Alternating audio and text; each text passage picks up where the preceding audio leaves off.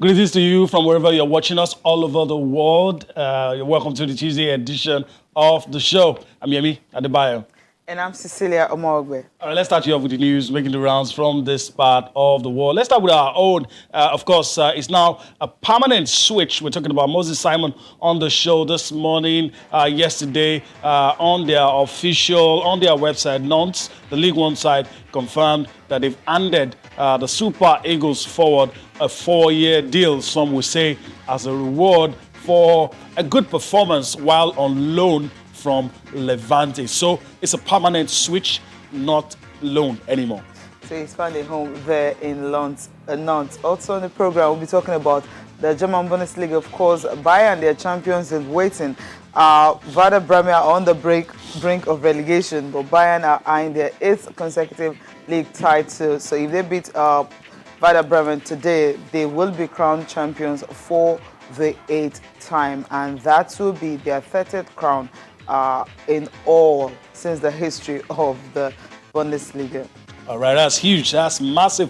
It's going to be very hard to bet against Bayern today. Later today, they'll be taking on Werder Bremen. All right, let's move on now and talk about this one. An open invitation to any NFL club that's willing to sign Colin Kaepernick, the guy that started his protest a couple of years back over over police brutality, and now NFF Commissioner Roger Goodell has hinted that any club interested in signing him could do that. And of course, that's what a lot of people want to hear is good news. All right, it's time to bring you into all that we're doing on the show this morning. Let's get your thoughts, speak to us. Let us know how you feel about all the things we've talked about in the amazing world of sports. Let's hear you, let's feel you, let's know what's on your mind this morning. This is how you can be a part of this show. You can send us a mail. You can get across to us on Twitter as well. That's it on your screen. The handle right there, our verified handle at channels_sports. You can send us a mail, sports this morning at channelstv.com. Let us know how you feel about all the issues we're talking about, major disruptions in the world of sports because of COVID-19, sports gradually making a return, football making us smile these days. And of course, we're looking forward to the return of the English Premier League as well. So a lot of things to talk about on the show. So be a part of it. Let us know how you feel this morning. All right, let's move on. And it's time to introduce our guest on the show. Barakinde Johnson joins us now. Always a pleasure to have you. Good morning. Feels good to be here. Good morning. It's good to have you here. All right, let's talk about this one. I mean, some pandemic is everywhere, COVID-19 and all that, but some players have decided to, be in the forefront, trying as much as possible to contribute their own quota, to kind of helping families. And Marcus Rashford, that's Manchester United forward, is one of those players. During the lockdown, he was able to raise as much as £20 million to feed children who are not able to afford the meals, because he said while he was a boy, he had to rely on that summer meals and all. And the UK government is trying to stop that summer feeding. And also he's making an appeal. There's a campaign going on around that he feels, okay, you can't actually allow children to go to bed hungry. And I'm like, this is the UK. I didn't know it was actually happening until he raised that awareness. So it's a great kind of a charity work that he's doing right Absolutely. There are poor people everywhere. There are vulnerable people everywhere. There are underprivileged people everywhere. It's just a question of to what extent, to what degree, what percentage of the population of a particular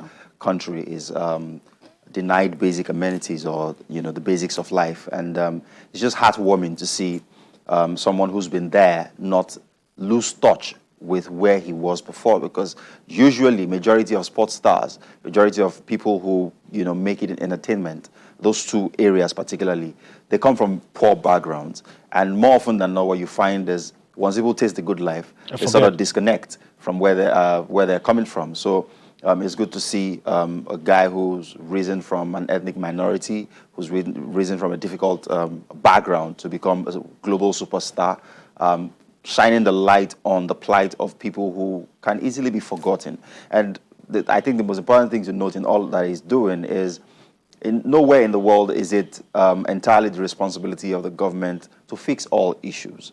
And so we can't keep pointing to the government and saying, oh, the government is dropping the ball in this regard, in that regard, when there are things that we can do in our own personal capacities to alleviate some of the sufferings of people around us, people that are within our immediate environment, or people that we used to share the same reality with. Yeah. So it would be nice to see more sports stars. It would be nice to see more privileged people come to the aid, come to the assistance of people who are not as fortunate as they are. And sport can do that for society, definitely.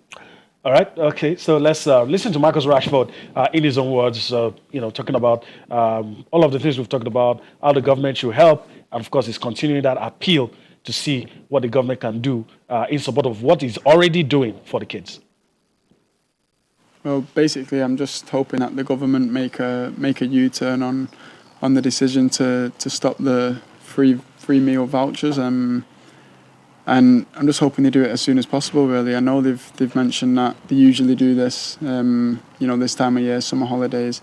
But because of COVID, the situation's been completely different for everyone in the world. So, circumstances change. So I think, for at least summer holidays, they have to be willing to make that decision to go back on themselves. Probably on a personal level, because what families are going through now. I once had to go through that same system, and it's very difficult to find a way out. But now that I'm in this position that I'm in, it's very important for me to help the people that are struggling, and that was the main reason why the letter was written. And whether the outcome is that it doesn't change or it does change, I know that I've done the right thing in trying to help these people. So that this is all going on at a time where kids should be concentrating on schoolwork and stuff like that, and it's just crazy to think that this is still going on at this. We're in 2020 now, and it's just something that I don't believe should be happening. We mentioned this at the beginning of COVID-19, and the problems that we were facing then compared to the problems that we're going to face after, which we're sort of getting to now. The problems after it, it's going to be massive consequences of the virus. So, 45% of people like me, black people in different ethnic minorities, they're living in poverty, and I was very close to being one of that 45%. So I understand that it could have went either way for me, and I'm grateful that it went this way for me. But it doesn't make me forget about what happened in the past, and I obviously want to help them people and as much as I can, and just raise awareness really, because I think some people want to help. I definitely think that people want to help, but they don't have the understanding or the knowledge behind it, and they don't know how many people it's actually affecting.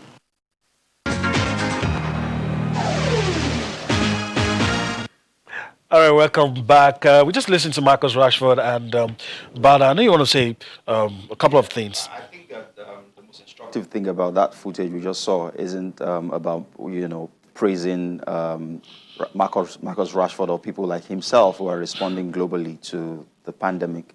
I think bringing it home, we should emphasize that there's a lot more that the fortunate, privileged sports stars from here can do for our society. Nigeria is a predominantly youth population. About 60-75% of that population is 25 and under. People who look up to the sports stars, who idolize them. And Nigeria is home to some of the poorest people in the world. There are 11 million plus Nigerian kids who should be in school who are not. We're not saying it's their responsibility. It's not Rashford's responsibility either in England. But it comes from a good place in your heart to think more about people who don't have your privileges and find ways to sort of help them. And we're not saying single-handedly. He's not raised £20 million by himself. He's just coordinated effort. Like he said, there are people who are in a position to give who don't understand the extent of the lack or deprivation in society. And if we can find someone who leads this, movement and says, join me in providing X amount of food or X amount of school fees for X amount of, children in this particular location, maybe you would find a more, coordinated and sustained response from these guys, because there is a lot more that each and every one of us can do in alleviating the sufferings of the people around us. You're spot on there, and that's why doing one of those stars you talked about is actually he's got this orphanage home that he runs and all that, so other people can actually also emulate that. Okay, let's leave that and quickly talk about the Qatar World Cup. I mean, they're saying it's going to be one of the best, and of course there's this virtual, what's it called? I mean, they completed a particular 40,000 seater stadium, already. I mean, this is Third what stadium it's looking ready. like. Okay, all right, Yemi, take it away. Virtual celebration. I mean, virtual of course, COVID-19 couldn't allow them, launch it properly, bring everybody. Usually, an event like this, all the FIFA officials, everybody is going to be there. But of course, COVID didn't allow them do all that. But it did stop them from showing us the state-of-the-art technology. I mean, a lot of things. And now, third stadium ready. No, it's not as if some weeks to. I mean, these guys are really impressing me with some of the things I've seen them put out. Yeah, they are very, very ready, and they were always going to be. I mean, they had the odds stacked up against them on so many levels, the weather being one. I mean, there was a big debate around when this World Cup happens, because if you do it in the summer, people will most likely not be able to run 20 minutes before they run out of gas in that part of the world. And they've done all manner of, things, all kinds of innovation, just to ensure that, so they have the financial muscle. I mean, Qatar, the United Arab Emirates, some of the richest places you would find. They're an all-rich country. And so they're not under any financial pressure whatsoever to deliver on this World Cup. And what they're doing, essentially, is demonstrating to the world that 2 years ahead of this competition, we're ready. We are ready. And should COVID still remain a threat, a big threat, by the time this World Cup is to be done, you will see them roll out. I've seen in their societies some of the most advanced technologies for sanitizing people, going to public places. They're just ahead of the curve. And I have no doubt in my mind whatsoever that Qatar will deliver a flawless, World Cup. You can see they've got state-of-the-art facilities almost across every sphere. Some of the best hotels you would find in the world. I mean, when they do stuff, they do it spectacularly. Yeah. I mean, they do it big. Yeah, they do it big. So we expect a big World Cup. The first, in that zone. Yes, Asia has hosted the World Cup when Japan and Korea did it, but not an Emirati, a country or region. And it'd just be nice to see them surmount all of the challenges, and it just pays tribute to the human industry and human mind. When people set their minds to stuff, I mean, it'll take something out of the ordinary to stop them, and these guys are looking unstoppable. And I think that they would host a very impressive World Cup, to be honest. All right, let's listen to the guys. Some of the guys we've been listening to for a couple of years now. I think since 2010 that they host some familiar faces now. So let's listen to the key guys in the local organizing committee talk to us about this magnificent stadium that has just been completed. Is a gesture, albeit a very simple, small gesture from us to the frontline workers who've sacrificed a lot in facing COVID-19 and giving us an opportunity to overcome this unprecedented common enemy that the world is facing. And it was just a simple gesture to show an appreciation for them during this time. This stadium is known as the Diamond in the Desert. Also, it's the first stadium to receive 5-star global sustainability assessment systems. All our other stadiums have 4 stars, so this makes it unique. Also making sure that everything from 85% of the material has been imported regionally, 25% of the material is recycled material, LED lighting all over the stadium, sustainable water and irrigation systems, and of course also the cooling technology that makes all our stadiums unique. Also what makes this very unique, which is also an important part of legacy, is its location in the heart of Education City. Education City has a lot of leading institutions, leading universities, schools, and this will be a stadium that they can use as recreational and sporting facilities after the World Cup. The stadium also houses 2 schools that will be ready for use post-2022. I mean, they're already talking about post-2022. Diamond in the desert. I don't want us to stay on this throughout the show, but Yeah. look, the temptation is there. They're already thinking about other uses for this. But that's how the magnificent- World Cup should be. It should be something that leaves a legacy for society. You know, what's the use of spending, you know, several millions of dollars in building those physical infrastructure if they are going to be useless in the aftermath of the World Cup? The World Yes. Cup is a 4-week competition, so you can see how they've integrated other aspects of society like education into the plan, such that those facilities don't sit idle. And I know that one of the things that they would like to do, pretty much in the way that South Africa did it post 2010 World Cup, is to use that to galvanize even the local league, where the clubs can use some of those facilities and be able to attract some of the biggest names. They may be in the twilight of their careers, but at least some prime, you know, footballers who can come in there and just shine the light on the league and make it a bit more attractive to other players to come and play in. So, I mean, like I said, I never had a doubt in my mind that Qatar will do it because, as Sarkodie will say, money no be problem. They've got it, right? Diamond in the desert. I think I love the name. All right. You talk about driving the domestic football. Let's come home and talk about our own. Of course, we know what's happening. COVID-19 has halted the Nigeria Professional League. But an ex-international is talking, is telling us what he thinks club owners can learn.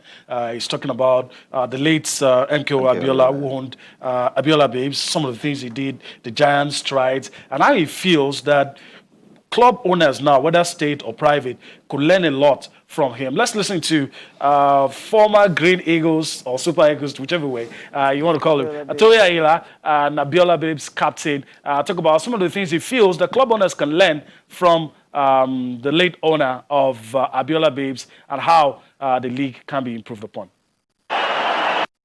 It's not as if we don't have people who can run club sides in Nigeria again, but there are 2 factors. The first one is that a lot of them are afraid to come out and spend their money. 2, they are afraid because they do not know much about sports. If you invest in sports, it is not going to be immediate gain. Maybe you just plan for 2-3 years. After 2-3 years, then you can begin to reap the fruit of your labor. So what I will advise them to do is that we should not forget the fact that because Abiola was trying to make things very easy for everybody, especially even the sportsmen and women in Nigeria, assisted him during his campaign. Because all the players we have in the team, all of them represented each tribe in this country. So I only advise our big men who has the money, they should try as much as possible to invest in sport, not only in football, the other sport too. So at the end of the day, it's not only the gain that matters, but how do you empower people? And those ones you are empowering today, you don't know what they will be tomorrow. Okay, I don't think there's anything to add, but I'm gonna let you say something. Though I don't think there's anything to add. Well, it makes a good point. You can't argue against the fact that the possibility to get more rich Nigerians involved in our football exists. But where he maybe misses the point is that football is supposed to be business.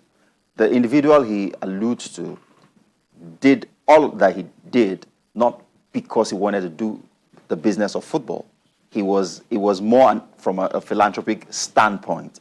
He had thriving businesses, he had genuine love for the people, and wanted to connect with the people's biggest passion. So he created that club and funded them. And, you know, I was watching a documentary about him this morning that had nothing to do with football. And people were saying, oh, MK Abiola, on one occasion when his team had a continental engagement, drove the bus Himself. Yes. This was not a man who was doing business. He just had love for what the people loved. He loved football himself and pumped his money into it. Is there any rich person in Nigeria who owes the responsibility of spending their money as a corporate social responsibility type thing towards football? Maybe we can find one or two, but that's not sustainable. What is sustainable is to build the sports sector to a point where it is attractive to people to put their monies in knowing they won't lose it. He says 3 years. Nobody's going to get any money, any return on their investment in 3 years in Nigeria. Not even in 5, in 10 years. Because The you don't way have, it's currently structured. Yeah, the way it's currently structured. No one is going to do that. It's not a viable space where you don't even have a level. You're going to be competing with clubs that are owned by government. Governments, and that they have the money. They don't even care about returns. So exactly the point. So we have to do what means we can attract sustainable investment in football, for starters. The guys who, excuse me, own clubs in Europe and America do not own them because they are philanthropists. The guys who own Liverpool, own Manchester United, are business people who, want to make... they're here for the money. Yeah, there's got to be a return on investment. Right now, there is no such incentive or guarantees. And that's why those people are not putting their money there. That's why they are putting their monies in other sectors that will bring return on their investment. But again, I emphasize, it makes a fantastic point in that having seen the situation and understanding the place that sport, holds in the lives of the people, there must be 2, 3, 5, wealthy Nigerians who can say, you know what, on a yearly basis, I'll give 2 billion to this particular project within football or within sport generally, Irrespective Like of the without returns. any Like expectation of returns, because those do not exist at the moment. Okay. Right, let's leave it at that and quickly talk about transfer. Players are making the moves and all that. Moses Simon is one of them. Another one is the other thing everyone has been talking about it. But then Moses Simon just making a permanent deal with Nantes in French League. I think it did well for Leganes, I think, in Spain. Levante. Sorry? Levante. Yeah, in Spain. Moses Simon is one of those players that was always going to do well in Europe. Why do I say so? He's quick. He's got, fantastic skill set. He can play on either side of the wing, and he scores his fair share of goals. He's the kind of player that will do well in Europe, as his numbers testify to. Nantes reminds me of a certain Samson Siasia. He scored quite a number of goals playing for that particular club, and of course, it also calls to mind the unfortunate scenario with Salah, who died on his way to completing the transfer from Nantes to Cardiff City. I think that Moses Simon's deal doesn't surprise me. He's earned it. He's a fantastic footballer. Even for the Nigerian national team, his numbers read, well. So 9 goals, 8 assists. Yeah, in just about 30-something 30 appearances. games, yeah. So but I believe that he's one of those who, if he doesn't settle quickly, by which I mean if he doesn't feel a sense of accomplishment just based off what he's done so far, there's a lot more levels that he can, click into, that he can aspire to. He's the kind of player who the likes of Everton and clubs like that in England should be looking to. I don't see any reason why Theo Walcott picks a shirt ahead of Moses Simon in any team, to be honest. Because he's actually got a better football brain on him. I mean, no disrespect to Walcott, but he's that good. It's all credit to him. He's that good, and he has levels to get to. If he keeps developing, if he keeps aspiring, there is no limit to what he can achieve in football. All right. Okay. Another one, everyone has been talking about him, Victor Osimhen, and this time around, Jonathan Akpobore has been saying that, look, when he watched him play at Wolfsburg, so he was thinking Wolfsburg would have been able to keep him, but then they didn't see, it was a rough diamond, they didn't see much, and they let him go. But right now, he's a big star. Every club wants to put money on him, as much as £70 million. But he believes that he will have a very successful career with the senior national team. That's the Super Eagles. Let's listen to Jonathan Akpobore talking about Victor Osimhen this morning. I went to see him live at Wolfsburg. He was at my former team at Wolfsburg, so I went to see him live and I spoke to him also. I think he's a level-headed kid. He has done really, really well after he left Wolfsburg. That tells you why the German teams don't really get what they work for, because they've actually worked very well for Osimhen, but they released him a little bit too early. He went to Belgium, proved himself very, very worthy, And in France now, he has done exceptionally very well, and I think he has a promising future for the Super Eagles for Nigeria. All right, but what do you think? I know we have been talking about Osimhen for so long, simply because it's the hottest property right now. Absolutely, and you'd have to look back so many years to remember the last time maybe Obafemi Martins, yes, a young striker, became the heart and soul or the focal point of the Nigerian national team attack, and he's got that opportunity. Even though you still have, Odion Igalo and a few other persons who would have a thing or two to say about that position going into the future. But Osimhen haven't scored the amount of goals that he scored, and has gotten all the interest in Europe. I think he's ready. I mean, there's no one in doubt as to his readiness now. We saw that game. The next big step. We saw that game against Brazil where he was absolutely on fire. And I mean, I can say, even though it was a novelty match, that I'm one of those who've had the fortune of playing against him. And his movement is just incredible. His movement of the ball. I mean, the whole time last December when we played in the Cesar de Sola event, I kept my eyes on him. I was playing in defense against himself and Odion Igalo, and I mean, his movement is so difficult to play against. He's just all over the place. He's got the pace. He's got a fantastic reading of the game. His positioning is excellent, and he can finish. And when you've got all of those ingredients, I mean, the sky isn't even the limit. It's the starting point. All right. Let's also quickly travel to Germany in a few minutes. In Spain, you have Getafe up against Espanyol, Villarreal up against Mallorca, Barcelona up against Leganes. We talked about that already. That's it on your screen. But let's quickly go to Germany because of Bayern. They're closing in on their 8th title. Of course, they'll be up against Werder Bremen, who need to win to stave off relegation. Unfortunately for Bremen, they won't win. Bayern Munich will crush them. Bayern will win their title. Okay. And Bayern will go on and win the title in Germany.